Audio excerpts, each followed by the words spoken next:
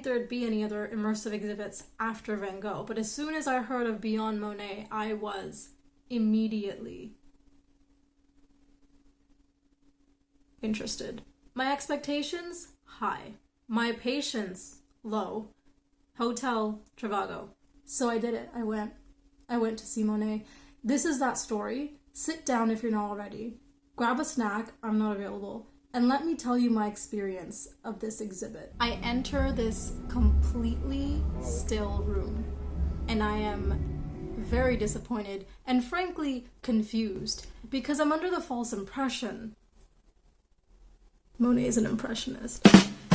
I'm under the false impression that this room is the entire exhibit, which it's not, but no one's told me that yet, and I haven't realized it. So I'm very fortunate to have gotten this brutally honest remark on film. This isn't as good. Don't hate me yet. Keep watching. The first thing I see is a bridge. Now, it's been a while since my bachelor's degree in visual arts, so I don't put two and two together of why there's this blue bridge in an exhibit of Monet's paintings. That clicks a bit later. Of course, I forget to take a picture of myself on the bridge. I do have video of me walking on it. It was very creaky, and I was terrified I would break it. Okay, I just realized this. Did they put a reflective surface underneath the bridge to mimic the reflections of water? Because if so, who came up with that? That is genius.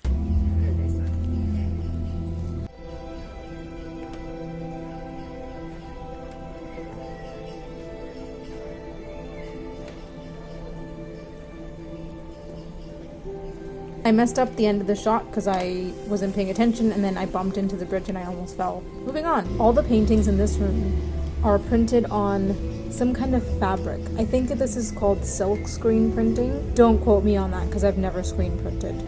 Have I? If I have, I forgot about it. It doesn't feel like you're in a painting.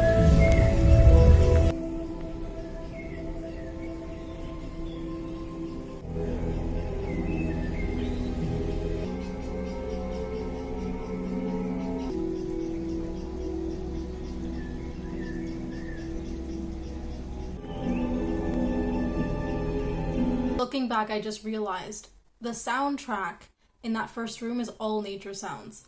And there is a quote later on about Monet loving nature. Okay, it's been a few weeks. I'm picking up things now. Is that a good sign? I don't know. Let's go with it. I'm walking around, kind of just enjoying this exhibit as if it were a regular exhibit, which I've been to plenty of, so I know the deal. So here's the entire room of what I think is the whole exhibit.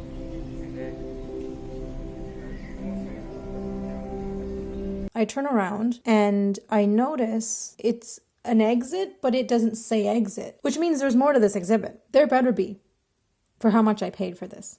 Okay. Don't pretend like you wouldn't think that too.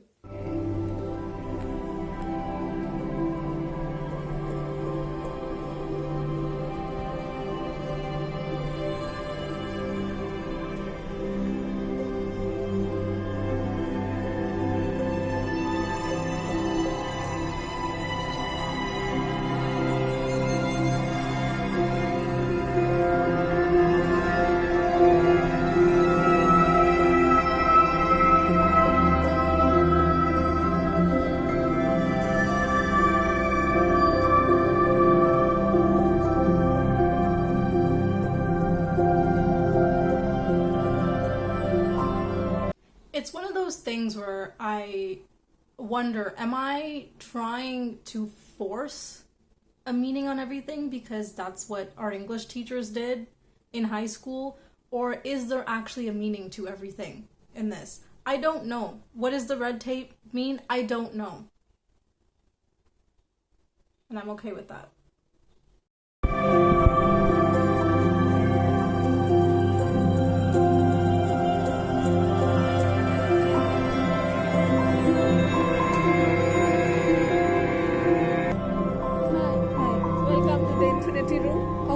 Please don't use your flash. Stay Okay, away there's from no the flash. wall. Yeah. This is the last part of the event. Okay. Take your time, enjoy. All set. Thank you. You're welcome. I've noticed the music has changed. And then I enter into the main part of the exhibit.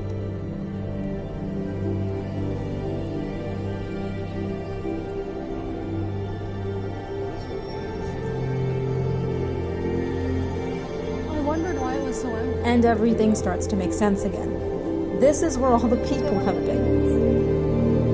This room is really cool. I can't even explain. Just look at it. Just look at it.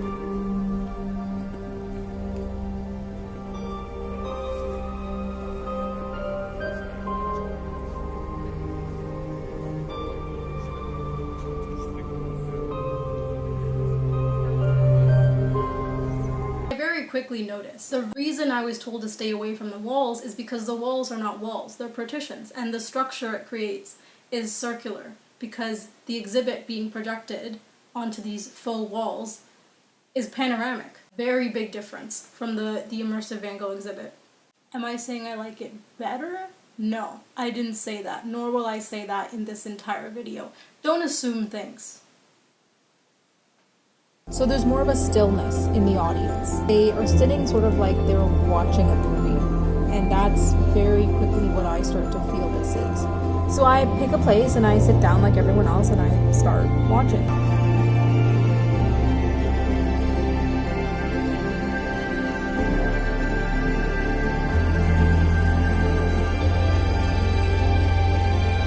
In the Immersive Van Gogh exhibit, my clothing, my shoes, whatever was being projected onto the walls and the ground was also being projected onto me.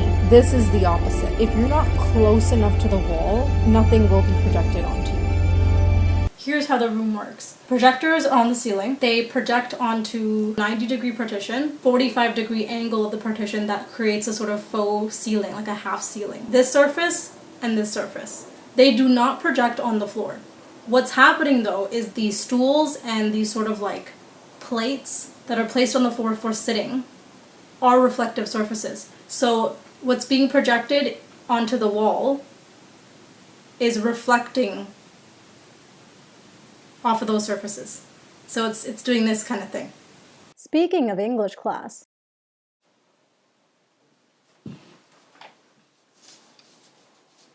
Can you even see that? Let's analyze some quotes.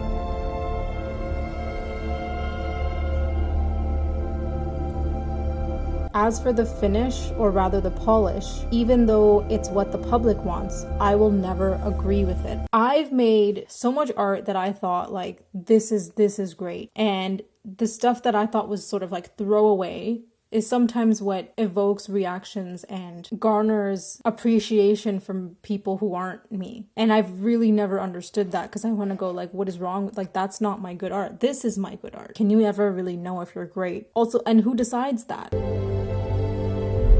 What does it say? These so-called artists take canvases, color, and brushes, throw in a few tones at random, and sign the whole thing. By Albert Wolff. I don't know who that is.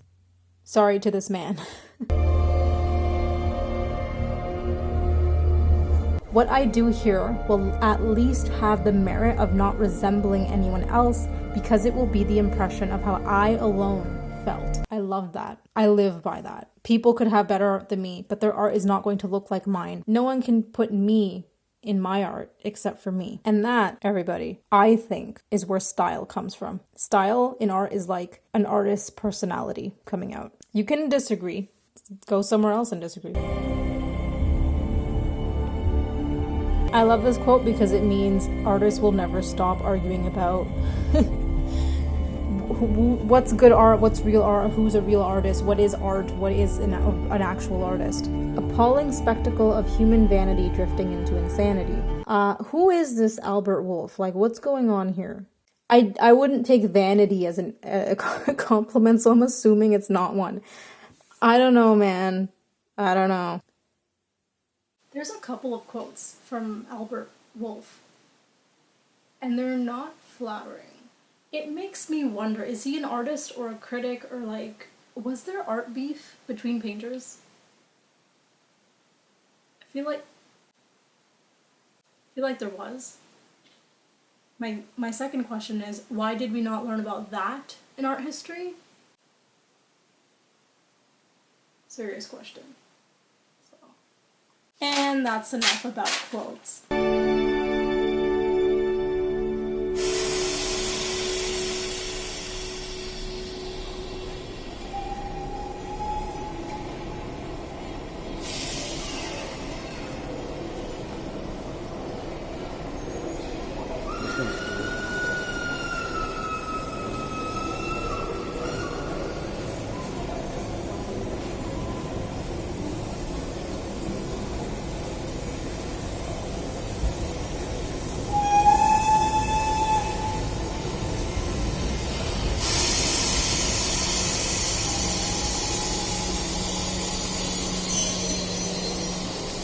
That sequence you just watched is one of my favorite parts. I think because there's little music in the beginning, it sort of makes it sound like dialogue. Fascinating. Here are some trains.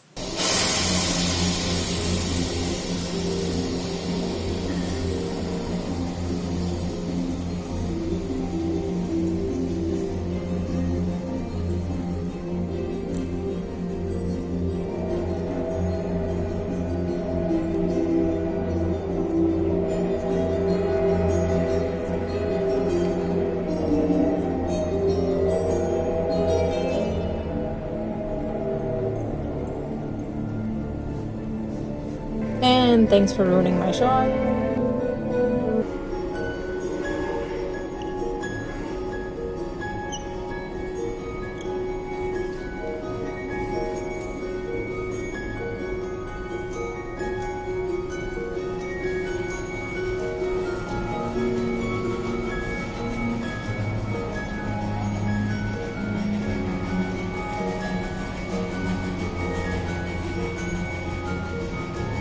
We're getting to my favorite parts.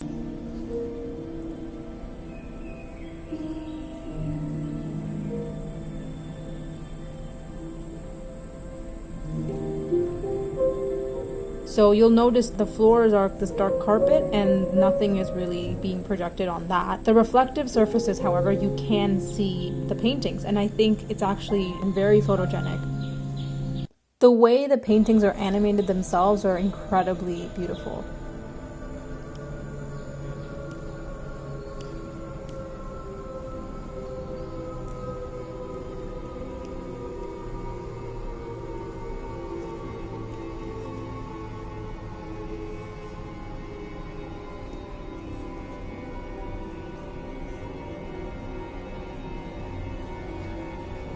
I just want to take a moment here. Don't mind me, I'm just fixing my hair. I just want to take a moment to think about how miraculous it is that we're seeing paintings that have never not been still since the day they were created now being animated. Like, imagine if Monet saw this. Imagine if Van Gogh saw his exhibit. Oh my god. Oh my god.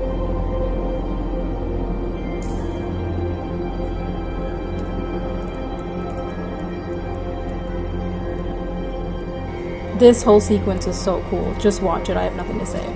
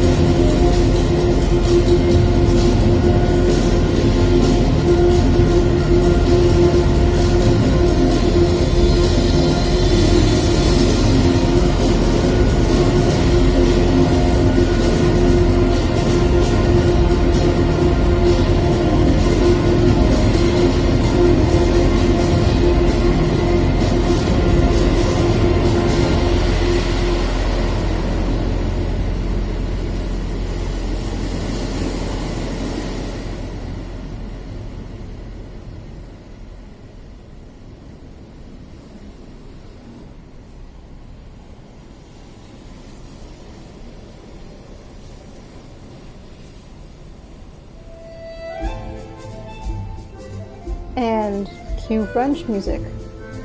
Can it be a Monet exhibit without French music? Probably not. The guy was French, I think. Claude Monet. That sounds French. There are some still paintings as well. Here are some of those. You can see how different Impressionism was from Post-Impressionism just by looking at these. Remember how I said I was very self-conscious when I walked into the room because of how silent and still it was?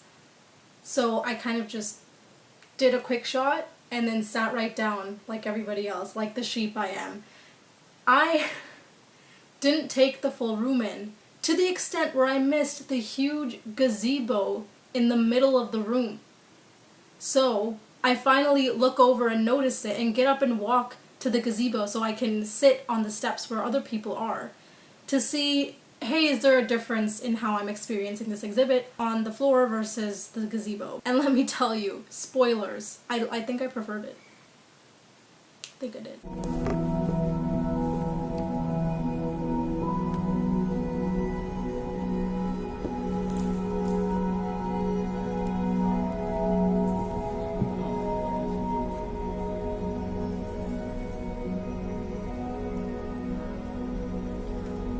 I do kind of like seeing these people walk in front of the paintings because it reminds you that, I don't know.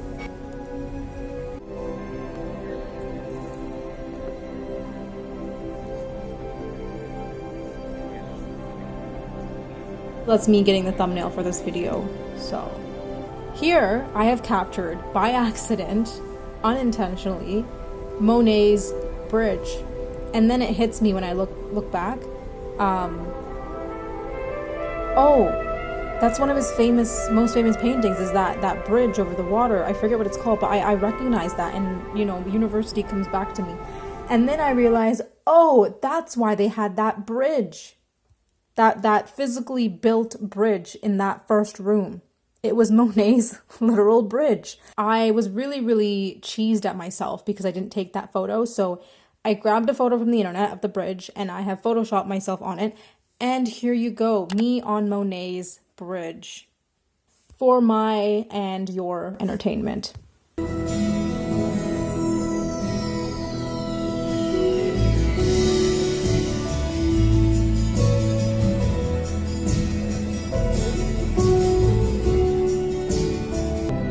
And very quickly I noticed the best place as an audience member for me in this exhibit was actually standing in the center of that gazebo while the paintings were being projected, because you're in this circular space, and so I kept turning to look while the images were moving.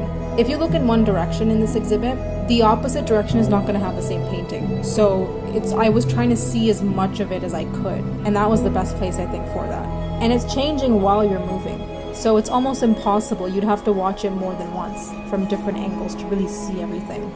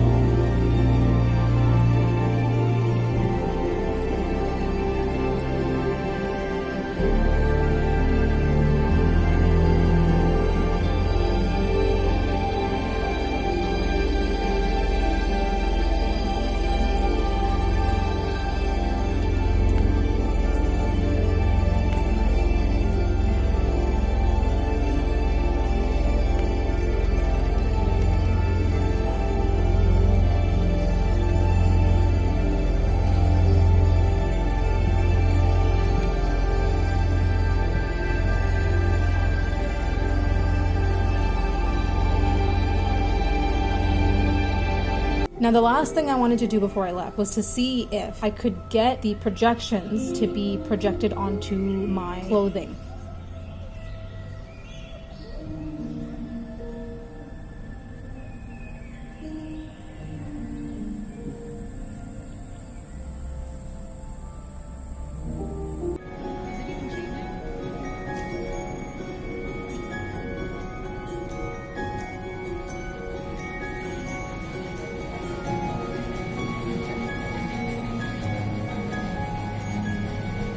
And this is the worst part of the video. I had more clips of me closer to the screen having everything projected onto my shirt that I don't have anymore because I deleted them thinking everything was backed up because I needed room to film more of the video. Anyway, you don't care. The point is they're gone. They're not recoverable. Now I'm sad because that was going to be my epic ending and now I don't have an epic ending. And I've cried about it. I've lost sleep over it. I've told my mother about it. She advised me not to dwell on the past. So that's what we're doing. Big girl decisions. Can't Photoshop my way out of this one. Can I? I'll be right back.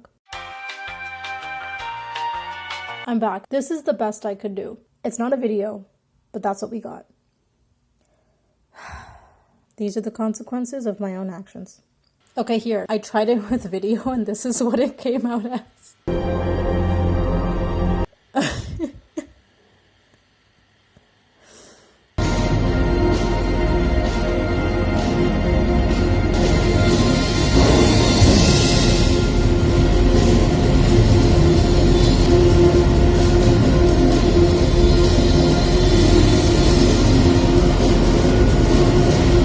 Okay, back to the video. Now, I'm a small person, but here's a photograph to give you a sense of how big this felt.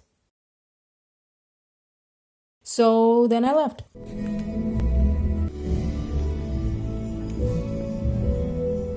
I think exhibits like these are modern, bringing an element of the 21st century lens to these works of art. Having immersive exhibits at all is already innovative, revolutionary, etc., etc. A lot of people that went, that was probably the first time they had ever been to an art gallery. I think that's great. What it does is it's so accessible that the experience they're trying to sell broadens and expands the audience of art. Final thoughts. No, Beyond Monet is not Immersive Van Gogh, but maybe it's not supposed to be. I described the Immersive Van Gogh exhibit as the closest thing to an IMAX theater experience I had ever had in a gallery space with paintings. If anything, you could also compare it to a 4D movie because you feel like you're within it. It felt like I was walking inside of a painting. Beyond Monet felt less like a 4D movie, like a movie that you could interact with. There's no barrier in how close you could get to the partition. There are endless angles that you can watch the show from. Though it's not as immersive, the interactive aspect makes you feel like you're really in control of your experience. And that's still something great, so it delivers. So maybe you don't want every exhibit to be the same, which is fine. This advertisement right here, this really gave me some false expectations. Look at that. Look how immersive that looks. Don't get that stuff in my head before I go in. Because now I'm thinking, well, what if I didn't see that and then I watched it? Would I have been as like, oh, but I thought it was going to be like this, but it's not. I liked the show. That's all I'm going to end with.